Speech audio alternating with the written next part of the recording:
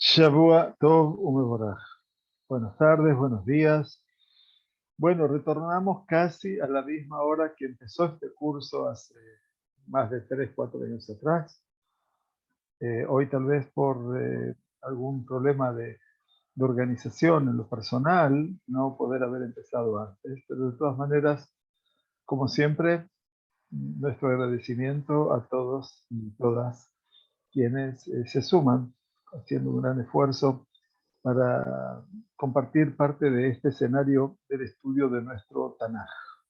Como ustedes saben, y valga la repetición, el Tanaj es nuestro libro esencial con 3 grandes compartimentos: la T, que pertenece a la Torá; la N, que pertenece a los Nevi'im, quiere decir a los profetas; y la última K del Tanaj, la Jaf, pertenece a los Ketuvim, que son los escritos últimos o agiógrafos. En total, nuestro Tanaj contiene, partiendo de la Sagrada Torá hasta el último de los libros últimos, de los escritos últimos, 24 libros.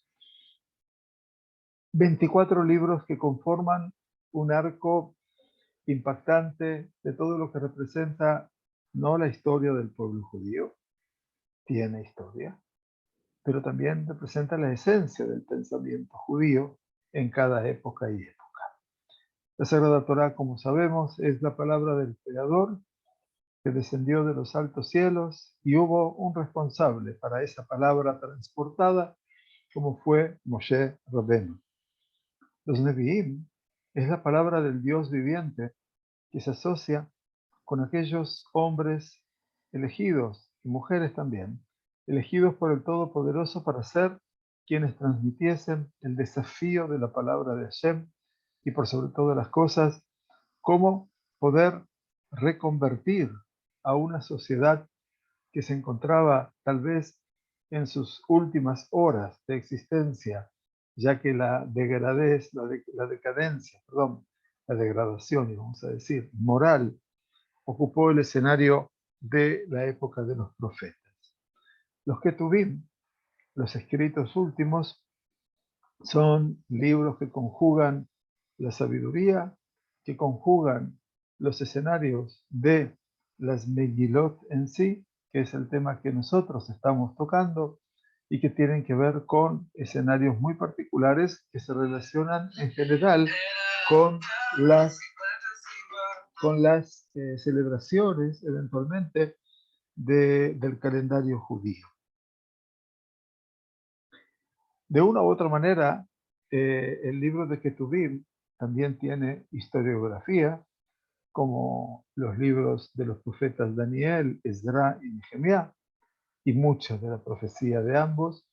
Y por último, el libro de las crónicas, eventualmente, que tienen que ver fundamentalmente con el tiempo particular de lo que es la recabación de toda la información desde la creación del mundo.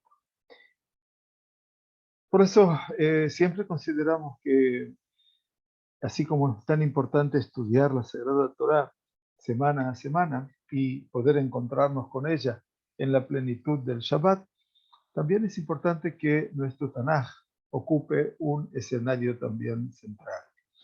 Nosotros no lo hemos inventado, los Jajamim fueron los que propusieron eventualmente que cada Shabbat a la lectura de la Torá la acompañe una parte del libro de los Nevi'im, ya sea de los libros que nos hablan de la parte historiográfica, el libro de Yoshua, Shoftim, Jueces, Shemuel, el profeta, Reyes, tanto el 1 como el 2, y también de los profetas luego a nivel, comillas, profesional, como Isaías, Jeremías y Ezequiel, y un ramillete de 12 profetas menores, empezando por Osea y terminando por Malají.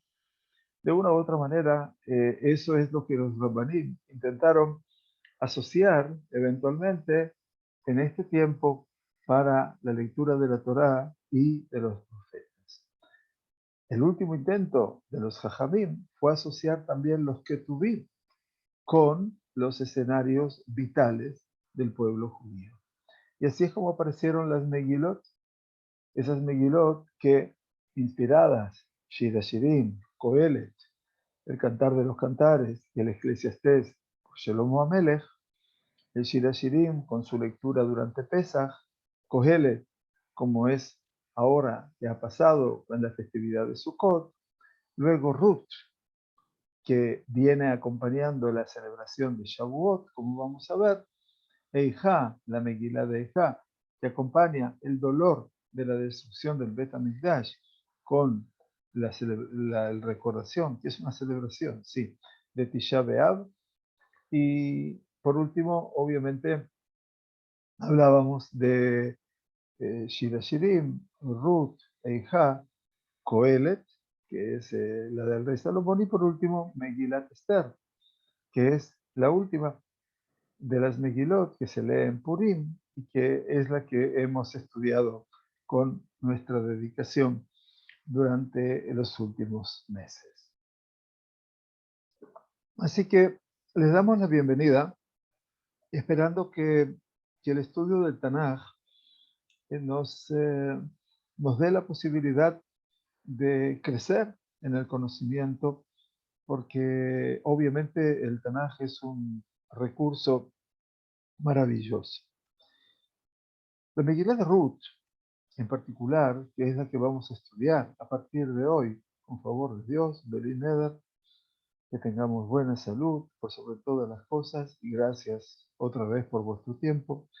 La Megilá de Ruth ha tenido el mérito de un lugar de gran honorabilidad en todo lo que es el Aron Asfarim, la biblioteca judía.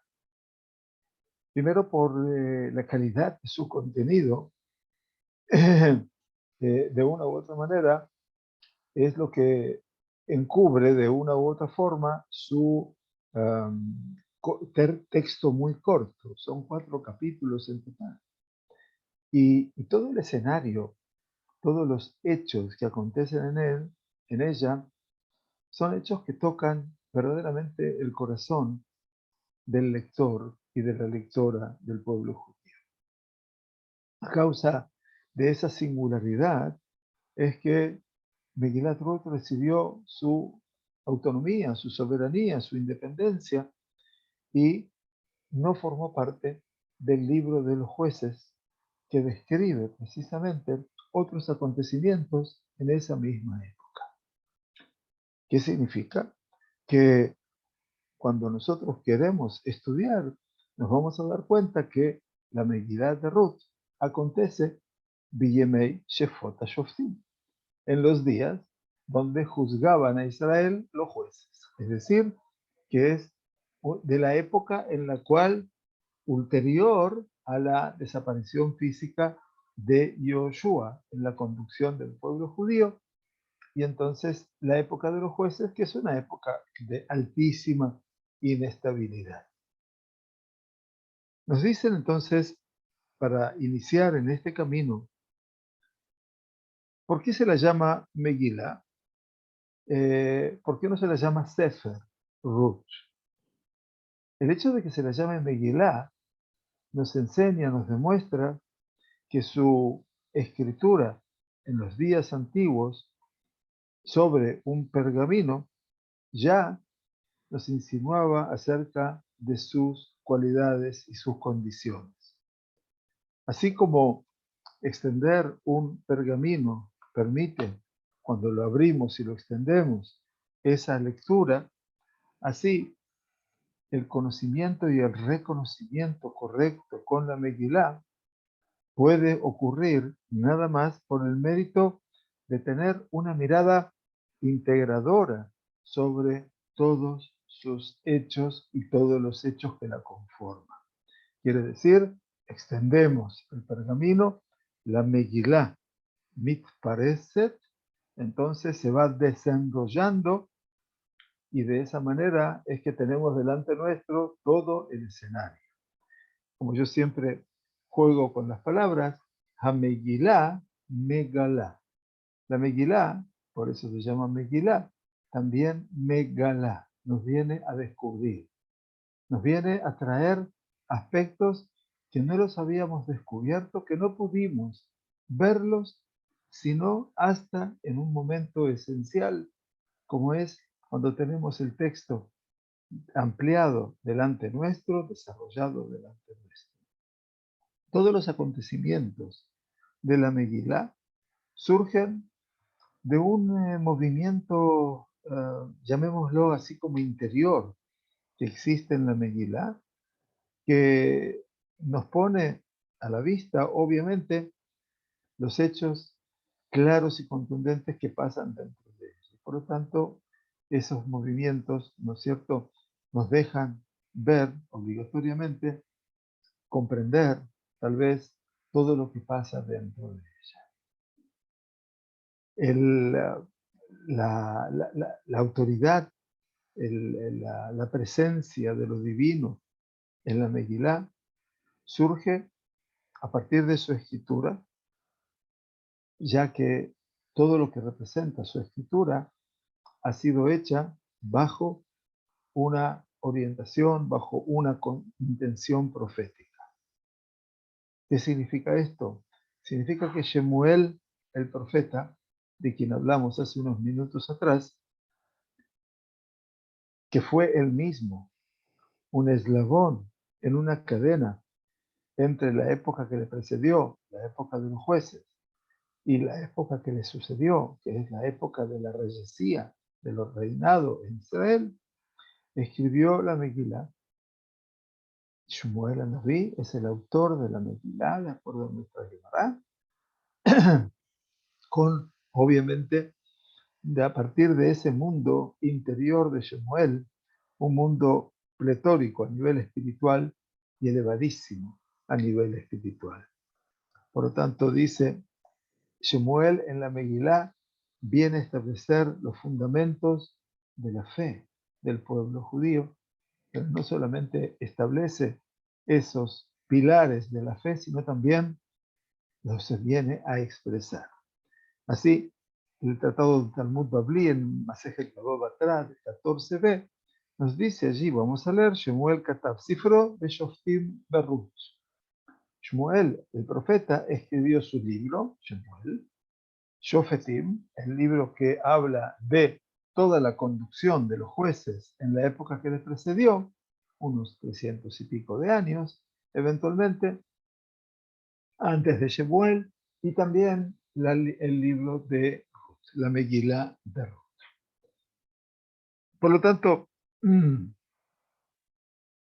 Shemuel es quien habrá de ungir a David como rey, aún en tiempos del rey Shaul, como ustedes recuerdan. Si no, ya volveremos a estudiar Tanaj, que es otro de los pasos que dimos, ya con una vuelta con nuestra Keilah aquí en Ranana, donde estudiamos todos los libros del Tanaj, desde Yoshua hasta Melachim. Pero Baruch Hashem, vamos a volver a hacer. El hecho de que Shemuel ungió a David como rey, habla obviamente de lo que conforma el escenario para escribir la Megilá. Porque la Megilá, como vamos a ver al final de su contenido, es la que relaciona el abolengo de David Amelech a su función sobre Israel.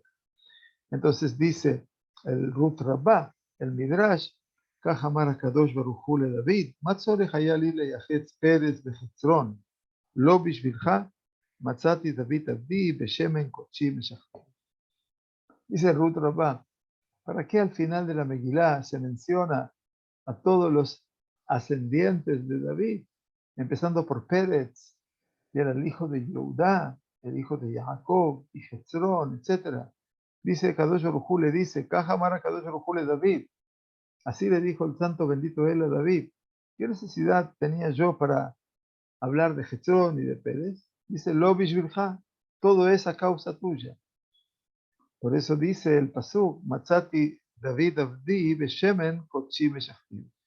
Encontré a David mi siervo y lo ungí con mi aceite de unción. Bueno, esa es la introducción pequeña que podemos hacer sobre la Megilá y vamos a hablar ahora de tres aspectos.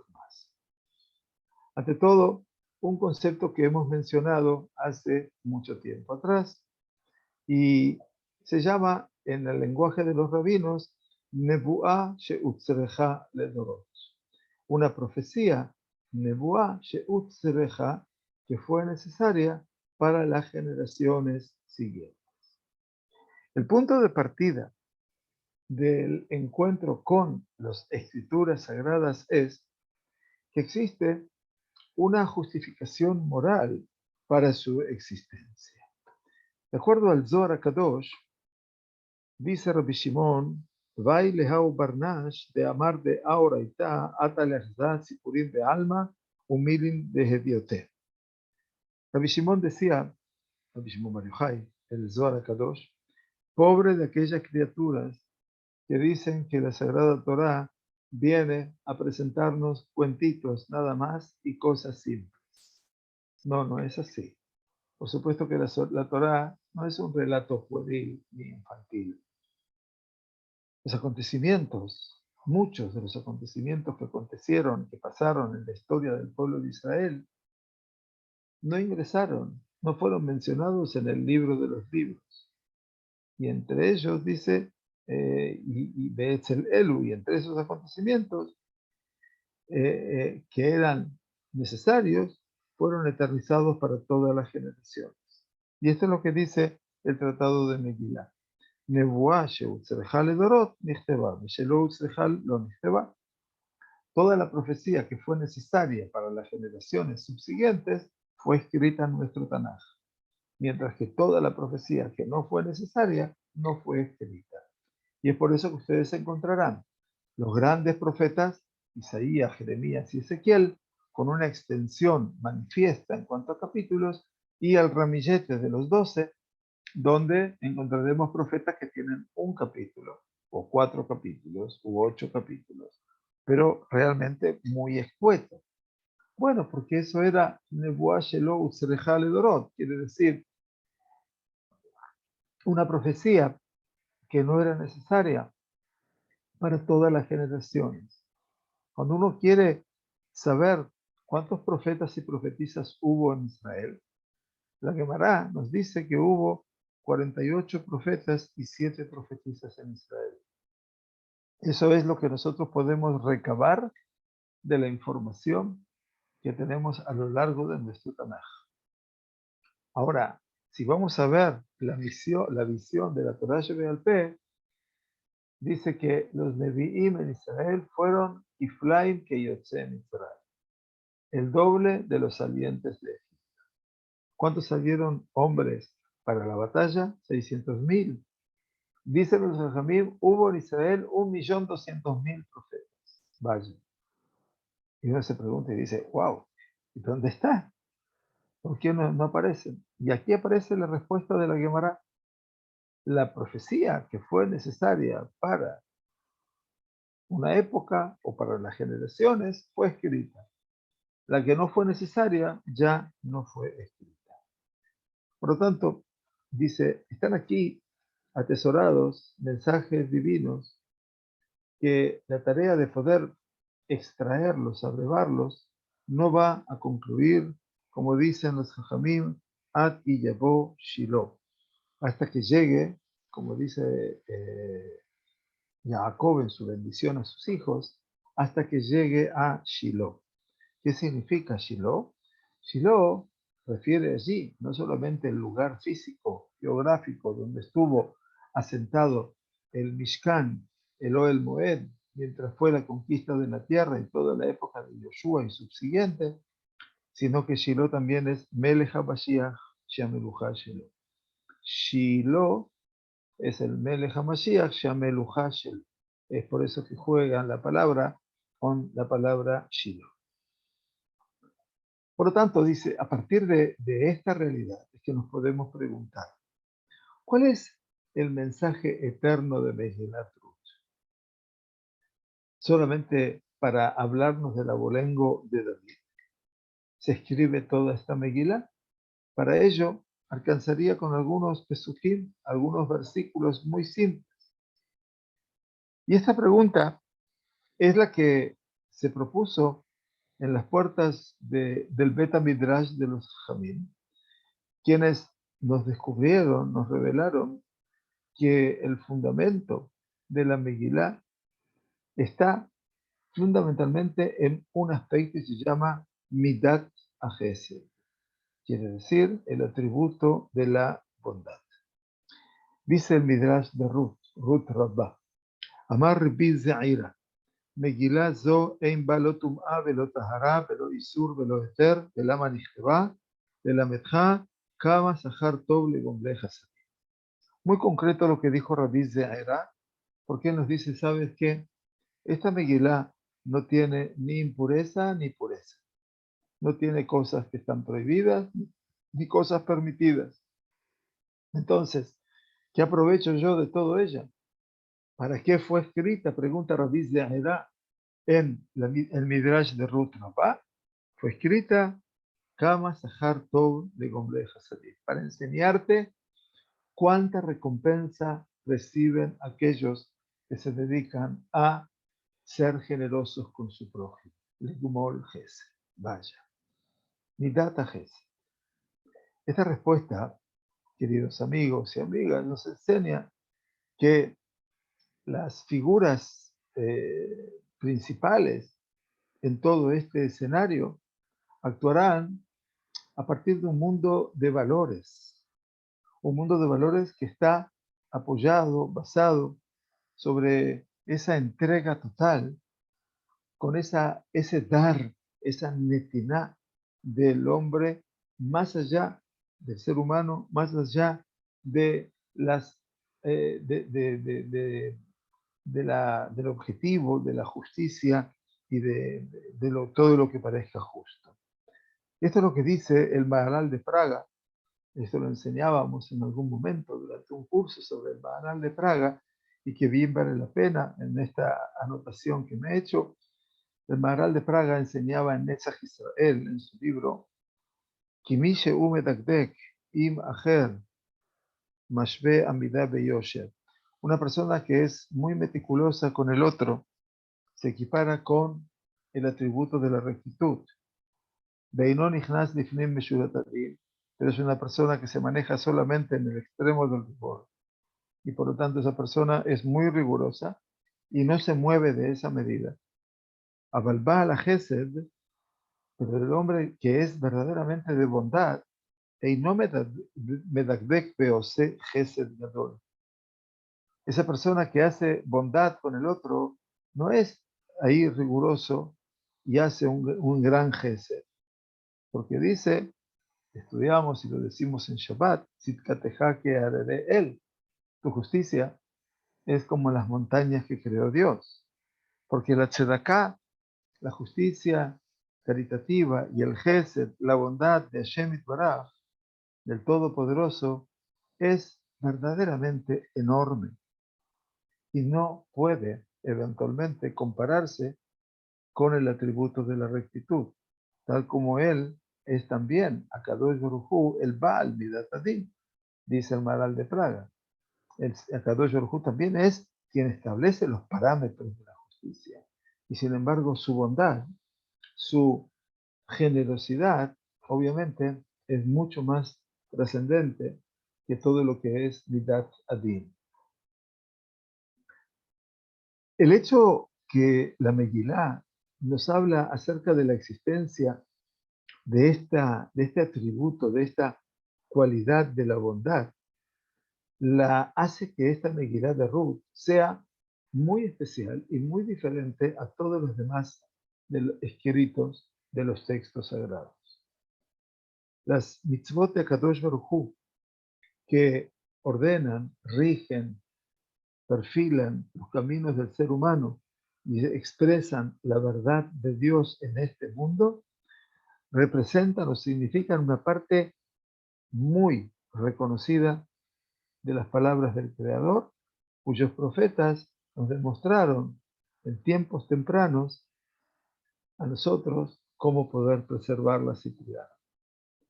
Pero mientras que los restantes escritos sagrados, el movimiento en esos escritos es del cielo a la tierra, Megilat Ruth. Brota, surge de acciones humanas que el ser humano eligió por sí mismo implementar la bondad y la verdad con las criaturas, y ese movimiento de nuestra Megilá es desde la tierra hacia los cielos, en un movimiento invertido. Entonces, aboné a Olam Meajese, que construye ese mundo desde la bondad. Y así David Amelech nos dice en su maravilloso Salmo 89, que amarti Olam Gesed Ibané. Pues yo dije, el mundo con la bondad será construido. Y es maravilloso, porque, y en esto quisiera agregar un pensamiento. Cuando uno se pregunta cuál es la diferencia que hay entre la Torá, los Nevi'im y los Ketuvim. Entre la Torá y los Nevi'im prácticamente no hay diferencia, porque hay un Akadosh Baruj Hu que habla, los cielos se manifiestan y el hombre pasa a ser el recipiente fiel de esa palabra. En la Torá y en los Nevi'im, Hashem habla con el hombre. Ustedes quieren saber cuál es la característica de los Ketuvim, de los escritos últimos, desde Tehilim en adelante hasta el final. El hombre es el que habla con Dios. Se invierte el rol. Y por eso, aquí en Megilat Ruth, vemos cómo también las acciones vienen a inundar todo este escenario tan particular, tan único, de todo lo que representa ese mundo en el cual se debe construir a partir de la bondad. Otro aspecto que vamos a tener que recibir para poder estructurar un poco la Megilá en nuestro estudio es aquel concepto que se llama Tajat Kanfe Ashechina. Lo hemos estudiado la tradición ashkenazí cuando recuerda a sus seres queridos en la oración de Kel Malé Rahamim. También habla de que Akadosh Baruj Hu los acoja Tajat Kanfe Ashechina, bajo las alas de la divinidad. El nombre de la Megilá, Ruth, nos enseña que entre los personajes centrales de este desarrollo histórico, la figura de Ruth sobresale y ella misma representa un modelo y una situación excepcional. Por un lado, el sentimiento de extranjería y las dificultades, como para poder sumarse a la rutina de los judíos en Beit Lehem, de una u otra manera, no vinieron a impedir su apoyo leal, íntegro para con Naomi, su suegra, así como su deseo, pronunciado por ella misma, de sumarse a la comunidad del pueblo de Israel. Y a partir de esta devekut, a partir de esta fusión, de este deseo de unirse al Dios de Israel, tuvo el mérito de que se escriba en el Tanaj y que ella ingrese en el Eijal Atehilá. Quiere decir que ella ingrese en ese palacio de la alabanza y la gloria. Dice el Midrash, el Zohar Hadash, perdón, sobre Ruth, Amar Rabbi Yossi ben Kisma, dijo Rabbi Yossi ben Kisma, uno de los sabios que están mencionados en el Pirkei Avot, הכל הוא צריך בשביל הצדקת הזאת שבאה להתגייר ולחסות תחת כנפי השכינה ולהודיע ענוותנותה וצניעותה וצדקותה. Rabbi Yossi ben Kisma dice con un realmente sentido tan profundo, todo se necesitaba escribir por esta mujer tan justa que vino a convertirse, a abrazar la fe en Israel y a acogerse bajo las alas de la divinidad. Y para darnos a saber acerca de su modestia y humildad, eventualmente, y su sentido de la justicia. Importante, ¿verdad? Entonces, esta es la defensa de Rabbi Yossi ben Kisma. Las relaciones entre Israel con las naciones del mundo vienen a manifestarse a partir de también nuestra Megilá. El hecho de que Ruth venga y abrace el judaísmo, se convierta al judaísmo, viene a proponer una de las piedras angulares, basales, de lo que es hoy en día Kabbalat HaKelim, de cómo poder y por qué debemos aceptar la llegada del converso. Está basada, está nomás basificada sobre una realidad doble. Quiere decir, se los debe acercar y por otro lado también mantener la distancia. Quiere decir, es una situación no compleja, pero sí real, que no podemos solamente abrazar. Tenemos que abrazar con una mano, Yamin Mekarevet Smol Doha, la mano derecha que acerca y la mano izquierda que aleja. Porque en última instancia no podemos hacer del deseo del otro o de todo lo que representa la voluntad del otro algo compulsivo. En Kefi'a Baruhani no puede haber compulsión en lo espiritual. Y entonces no podemos ni siquiera del judío al judío o del judío, del maestro a su alumno para la conversión. La decisión tiene que ser neta de la persona. No hay forma de, por eso entonces no podemos manifestar solo decir sí, sí, sí, sí, todo está bien, sino y a mí me carevet small doha. Quiere decir, una mano acerca y la otra mano también posterga, rechaza. Por supuesto que el concepto de la Geulá aparece también en Megilat Ruth, el concepto de la redención, y entonces el tema de la Geulá presenta también una cuestión, ¿no? Acerca de cómo se puede sumar a una mujer moabita al pueblo de Israel, cuando la Sagrada Torah prohíbe el ingreso de todo amoní y moabí, de todos los descendientes de Amón y descendientes de Moab. Uno de los conceptos esenciales de Megilat Ruth, que lo hemos enseñado cuando estudiábamos la Megilá de Ruth, era Ima Shel Malchut, la madre del reinado. El espíritu del reinado del rey David, de la casa del rey David, está sobrevolando todo el tiempo el escenario y cada uno de los hechos y hechos de la Megilá. La consecuencia de las acciones de las distintas personalidades que aparecen, las distintas personas o actores de la Megilá, se expresa agregando un eslabón dentro de la cadena de la familia de Pérez, que a partir de su descendencia se habrá de levantar David Amelech. Este es el final de la Megilá. Quiere decir que uno tiene que ver, por supuesto, que las cosas, cuando tenemos en Megilat Ruth, el final del libro de Megilat Ruth, aquí lo vamos a tener planteado. Entonces, Megilat Ruth al final nos dice lo siguiente, y estas son las generaciones de Pérez. ¿Qué significa las generaciones de Pérez?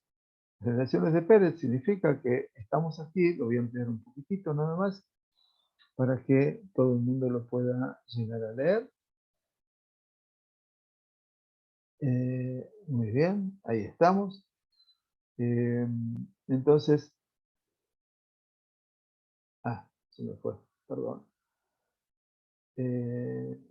Acá.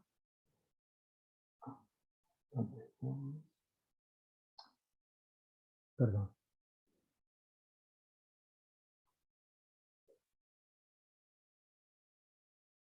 Ahí, perdón. Le puse otra cosa, entonces, esto es parte. Entonces, dice, y estas son las generaciones de Pérez. Así termina. ¿Sí?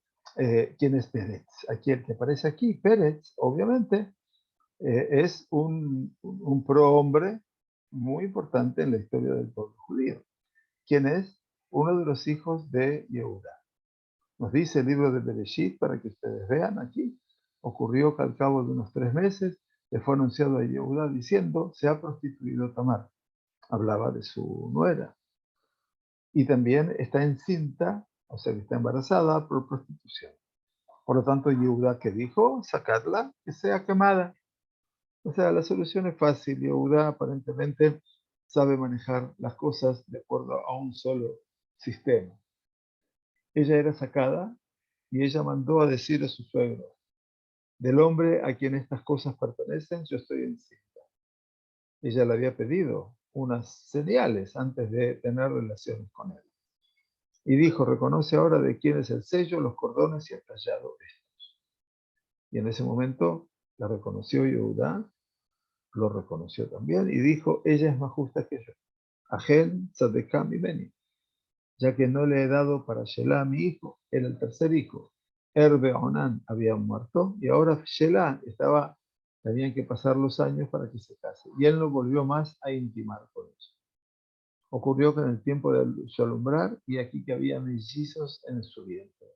Y ocurrió en su alumbrar que uno de ellos tendió una mano, tomó la partera y ató sobre su mano un hilo escarlata, diciendo, este ha salido primero. Pero ocurrió como si retirara su mano, y aquí que salió su hermano. O sea, que irrumpió el otro. Dijo ella, ¿qué brecha te has abierto? O sea, Maparazta aleja Pérez. Aquí aparece el concepto de lifroz, irrumpir. Y llamó su nombre Párez, Pérez. Y después salió su hermano, el que tenía sobre su mano el hilo escarlata, y llamó su nombre Zaraj, porque Zaraj era como el que asoma primero, y también el sol cuando asoma, que es prácticamente de color rojo. Aquí aparece la historia de Yehudá. Entonces aparece Pérez, el hijo de Yehudá, eventualmente, que nos va a traer a nosotros, obviamente, a un escenario muy interesante que tiene que ver con la descendencia de lo que es David. Entonces, Pérez engendró a Hetzrón, y Hetzrón engendró a Ram, Ram engendró a Aminadab, Aminadab, ¿se acuerdan? ¿No es cierto? Aminadab engendró a Nachshon, el que se arrojó a las aguas del Yamsú, y Nachshon engendró a Salmón, Salmá.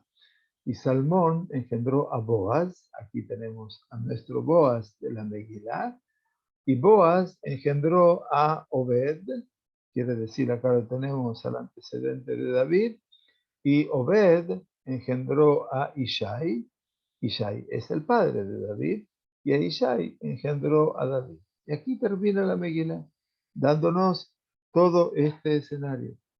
Por lo tanto, es muy importante que uno se da cuenta que aquí, ¿no? Aquí aparece la familia de Pérez, de cuya descendencia habrá de salir David el rey. Por lo tanto, dijeron nuestros jajamim que todo este sacrificio profundo de Ruth es lo que le hizo meritoria a ver a sus descendientes que habrían de estar ocupando el Malhut Israel. Entonces, dice la Masejet Baba Batra, esta misma cita que hicimos antes, un poco más adelante, Im Amelech Bemelachto Yashbusha. Junto con el rey en todas sus tareas se sentaron allí. ¿Cómo interpreta la Gemara este versículo?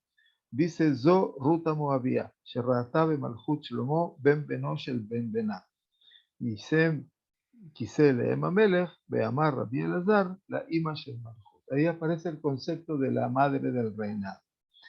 ¿Quiénes estaban con el rey? Dice, ella es Ruta Moabia, que tuvo el mérito de poder ver el reinado de Shlomo Ben Beno, Shel Ben Bená, que era el nieto de su nieto. Estamos hablando, obviamente, de que ella tuvo a Obed, Obed tuvo a Ishai, e Ishai tuvo a David. Y, por supuesto, que David fue el padre de Shlomo. Y entonces dice, Yusam Kisele Ema Melech, cuando dijo Shlomo a Melech que venía a visitar a su madre, que se ponga un asiento para el rey, entonces dijeron los sabios, Rabbi Elazar, Le Ima Shel Malchut, pongamos un asiento para la madre del Malchut, del reinado. Esto es un poquitito el desarrollo fundamental de todo este escenario, que es importante conocerlo antes de ingresar en la plenitud de todo el contenido, que tenemos que verlo puntualmente, como vamos a tratar de verlo, cada uno de los aspectos que tratamos de enseñar. En una mirada inclusiva, eventualmente,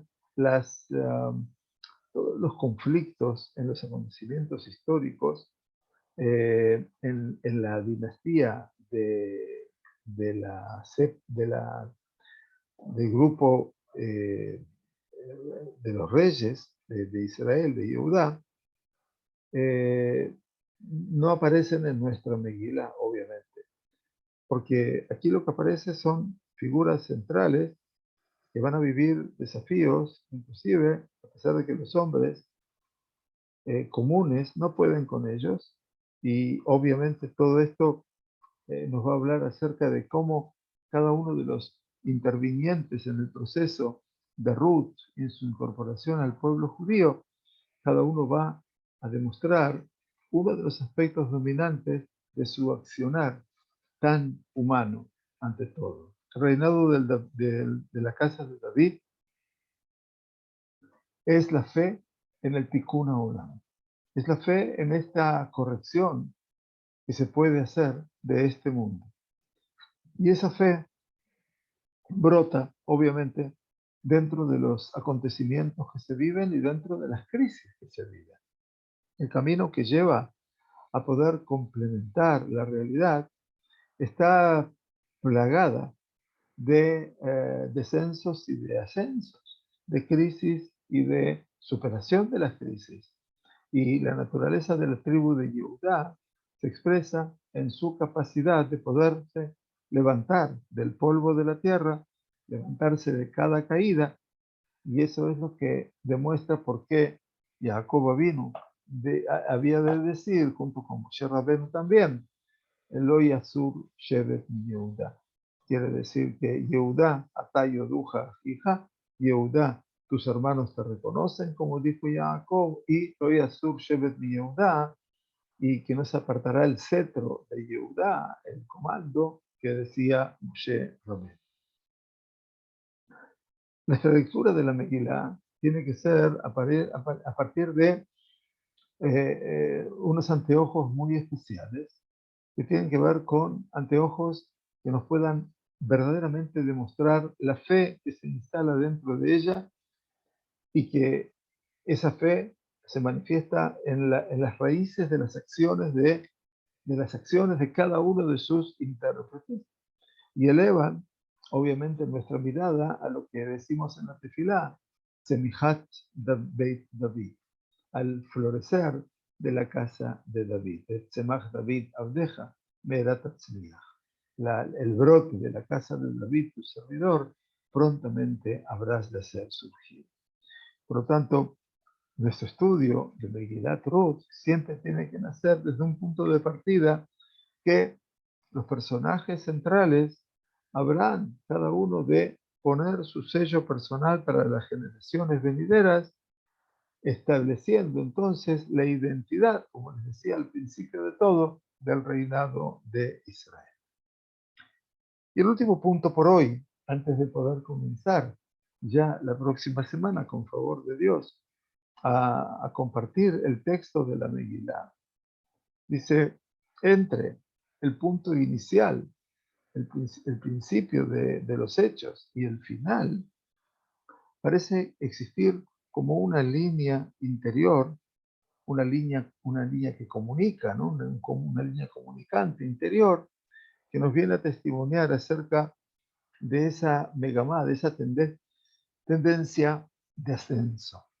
La Megilá empieza hablándonos con toda una descripción acerca de la desgracia, de lo que es la hambruna en el mundo bíblico y que produce obviamente también la muerte en la familia de Elimelech, que es el esposo de Naomi, y termina hablando de la descripción del abolengo de David Amelech, nacido obviamente desde las entrañas desde Ruth.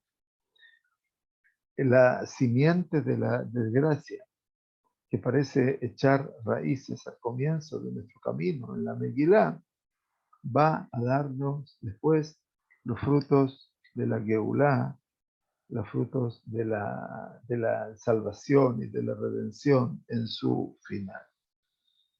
Entonces, en una mirada un tanto más profunda, ustedes dirán, todo lo que acontece en la Megilat Ruth viene a reflejar eventualmente una tendencia de elevación de toda la creación. La descripción que viene una y otra vez de la obra de la creación, Vayeres Vaiboka, y fue la noche y fue la mañana, nos enseña que en el fundamento de la realidad, la luz también se revela a partir de la oscuridad. Y la bondad nace también desde el extremo rigor. Así dice el Zohar HaKadosh, para finalizar, Vayere Vaiboker, y fue la tarde o fue la noche y fue la mañana, Amar Rabbi Yitzhak, Mishiotzea Or Achenote Laredet Nikrayom. Desde el momento que nace la luz y hasta que tiende a ocultarse, se llama día. Be'u Midat Gesed. Y eso es el atributo de la bondad. Mishenote Laredet Nikra Erev. Cuando la luz tiende a descender y a decaer, se llama el atardecer. Be'u Midat Adin. Y allí empieza en el Erev el atributo del rigor. Muy interesante. Así también Israel, que conforman ese objetivo natural de la creación, cuando dice Bereshit, Bishvil Israel, Shenikreu Rashit. O sea que la palabra Bereshit no solamente quiere decir en el comienzo, sino que también incorporan los Rajamim el concepto Bishvil Israel, Be Rashit. Porque Israel fue llamado Reshit, Reshit Tebuato. Kodesh Israel la Hashem, Reshit Tebuato. Santidad es Israel para el Todopoderoso, principio de su cosecha. También Israel entonces representan ese escenario esencial de la creación y aparecen en el comienzo de su camino, en el mapa de la historia, en situaciones también peyorativas, que obviamente de todo lo malo, Mitjilá de Abodazara, en un principio eran todos idólatras. Ayer cuando enseñábamos en el Ulpan que Abraham estaba entre los constructores de la Torre de Babel, la gente se quedó sorprendida. No, ¿cómo? Abraham es un tzadik. Sí, sí, sí. No me cabe ninguna duda que es un tzadik. Pero tuvo que pasar también por el otro lado. Tuvo que pasar por la oscuridad. Abraham tenía 48 años y se dio cuenta allí de todo lo que era ese blef de la Torre de Babel. Por lo tanto, pasamos de situaciones de gnai peyorativas a situaciones de alabanza. ¿De acuerdo? Así es como hacemos nuestro ceder de Pesach. Toda la definición del ceder de Pesach, ¿por dónde está? Matjil bignut umesayem beshevach. Así dice la Gemara de Pesachim, en la página 116. La Gemara dice que empezamos hablando de mal, de nosotros mismos, y terminamos hablando de alabanzas. Mai begnut, ¿qué significa que empezamos hablando mal de nosotros mismos? Dice Rab Amar, Rab, una de las grandes autoridades de Babel, en un principio nuestros ancestros eran idólatras. Su colega Shmuel dijo Amar Abadimai, Gnut, la verdadera acción, lo que habla mal de Israel es que fuimos esclavos del faraón. Bien, y entonces aquí nos muestra la realidad que a veces el Gnut, que nosotros estemos en una situación negativa y podamos pasar a algo positivo, es fantástico. El poder del reinado habrá de comenzar, obviamente, con una acción de Gnut. ¿De dónde empieza todo el origen del Mashiach? Que desciende de David, de una acción negativa. Yehudá, que tiene relaciones sexuales con su nuera, cosa que está prohibida. Pero sin embargo, desde ese lugar impropio se pone la piedra angular para la casa de David. Y todo esto no es que yo lo decido. Esto se decide allí arriba, en los altos cielos. Akadosh Baruj Hu es el que determina el andamiaje de la historia. Yo puedo entenderlo o no, puedo comprenderlo o no. Esto habla acerca de este Juta Meshulash, de este hilo triple, como dice el rey Shelomó en su Coelet, entre la creación, entre Israel, los conducidos, y los conducidos por el reinado de David. La tendencia de elevarse, de elevación de la Megilá de Ruth expresa ese movimiento que moviliza a la creación hacia ese destino, llevando el reinado de Israel, que florece en nuestra Megilá, hasta que, como decimos, ¿no es cierto?, al final de Birkat Levaná, cuando llegamos a bendecir la luna, después del día 8 del mes, o a partir del día 8 del mes de Sefaradim, decimos, de allá, Or Ajamá y Yeshivatayim que Or Shivatayamim. De allá, Ora Levaná que Ora Jamá, y se da la luz de la luna como la luz del sol, de Ora Jamá y Yeshivatayim que Or Shivatayamim.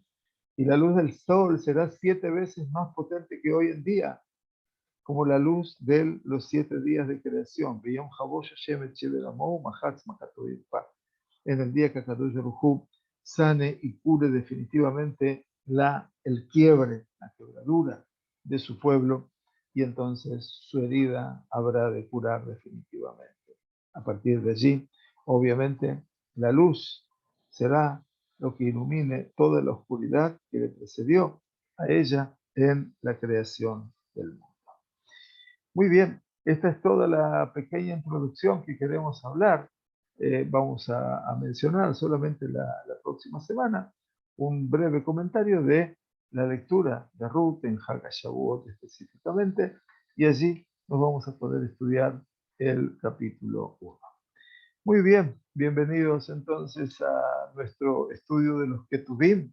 Gracias por regalarnos este tiempo tan precioso, donde muchos de ustedes están en pleno trabajo. Todos estamos en pleno trabajo, pero me refiero de que, bueno, yo no tengo trabajo, mi tarea es disfrutar de poder estudiar la Sagrada Torah y poder compartirla. Así que les agradecemos a todos enormemente el hecho de que se hayan sumado, y Bezrat Hashem estaremos continuando con los estudios semanales de nuestro Bet Midrash. Muchas gracias, que tengamos buena semana, Besorot Tovot, Yeshuot Benejamot y Beriut Eitana. Una excelente salud. Muchas gracias por estar con nosotros.